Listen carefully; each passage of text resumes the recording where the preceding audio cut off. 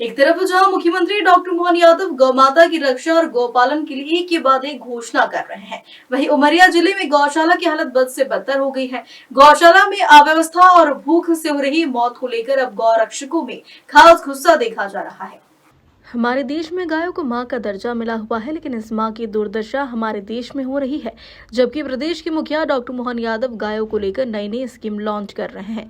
लेकिन उमरिया जिले के जिम्मेदार अधिकारी उस दावे और वादे को जमीनी स्तर पर कितना खरे उतर रहे हैं, इसका नजारा ग्राम पंचायत घुलघुली के परसील गौशाला में देखने को मिला, जहां बड़ा देव गौशाला में 2 गायों और 1 बछड़े की मौत हो गई। स्थानीय लोगों का कहना है कि गौशाला में अव्यवस्था होने के साथ ही गायों को भूखा रखने का आरोप लगाया गया है। गायों की मौत के बाद उन्हें बाहर फेंक दिया जाता है, जिन्हें फिर कुत्ते नोचते देखे जा सकते हैं।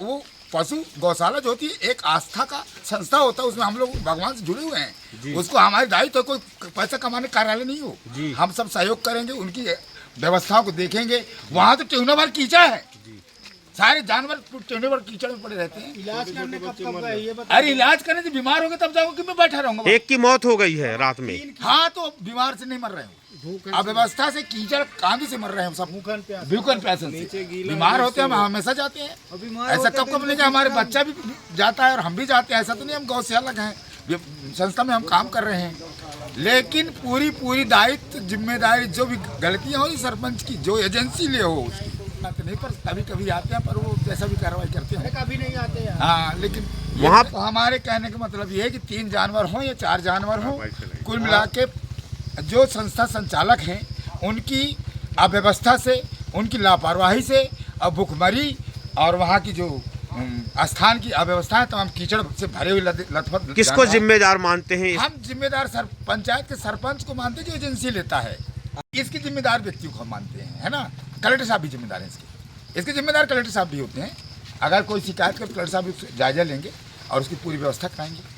वहाँ दवाई रखी है, हम जाते हैं तो खोल के लगाते हैं वहीं की दवाई। मतलब कल जो हमने गया था 4-6 रोज पहले भी हम जाके देखे, तो आप चलिए ना, दिखाते हैं हम आपको। गौशाला में से चलते हैं कपड़े पहन के, वहीं से आए, हम लोग देख चुके हैं, है ना।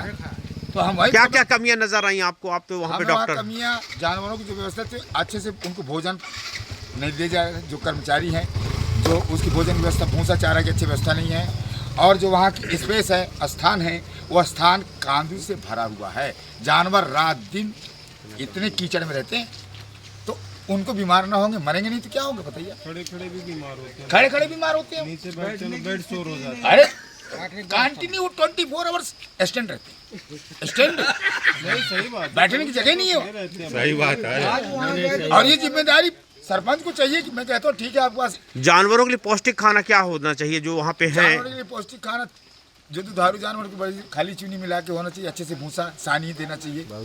और जो जानवर सूखे हैं, जो सूखे जानवर उनको भी भूसा थोड़ा अच्छा। यहाँ पे आपके हिसाब से क्या दिया जा रहा है? खाली भूसा दे दिया जाता है, खाए चाहे ना खाए। उचित खाना नहीं मिलने के चलते उनकी मौत हो रही है, सीधी सी बात है। अब व्यवस्था चलते जानवर बीमार ऐसे सब न मर जाते, सबके यहाँ जानवर है, क्यों नहीं मरते रोज छठो? सबके घर के सामने। अरे हमारे गांव में, परसेल गांव के अंदर एक दिन 6 नहीं मरते, 4 नहीं मरते, कभी नहीं मरे। क्या वो नहीं गौशाला में मरते हैं? गौशाला में मरते हैं।